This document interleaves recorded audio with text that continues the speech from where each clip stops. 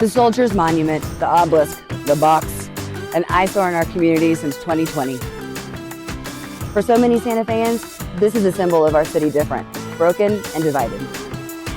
And if we're being honest, if you're a veteran, native, or Spanish, it's just the tip of the iceberg of failed promises made by our city leaders. So where did the mayor and city council get it wrong? And could my rules for good government have avoided this? Let's talk about it.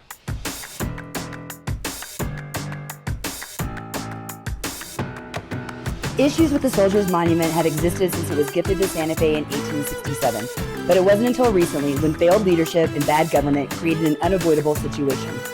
You see, in July of 2020, our mayor decided he was above the law and made a promise to remove the obelisk.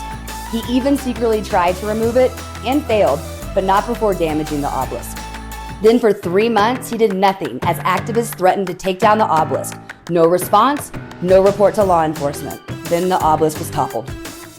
After that, the city council had two options: follow the law and rebuild the obelisk, or ask the State Historic Preservation Division to step in. But after nearly a year of silence and a lawsuit for failure to rebuild, our city councilors decided to spend hundreds of thousands of dollars on the chart process. The outcome? Rebuild the obelisk or replace it. But did our city councilors follow the rules of good government and listen to residents? No. In fact, our city councilors decided to spend nearly $1 million to fight the lawsuit to rebuild the obelisk. And then these city councilors, 2 years later, suggest moving the obelisk to the National Cemetery. As you know, our mayor and city council lost that lawsuit. And rightfully so, for anyone who violates this many rules of good government. But if we were trying to follow these rules, what should have happened? At a minimum, our mayor could have gotten law enforcement involved, or started the chart process well before tolerating acts of destruction. Would our obelisk still be standing? I don't know. But here's what I do know. My rules for good government definitely would have solved the turmoil that followed and the waste of taxpayer dollars over the last 4 years.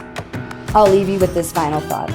In a community where so many feel displaced and erased, our elected leaders should be finding permanent and public ways to tell the real history of the city different. Not hide it away or pretend the mistrust of government or generations of trauma are a thing of the past. Talk soon.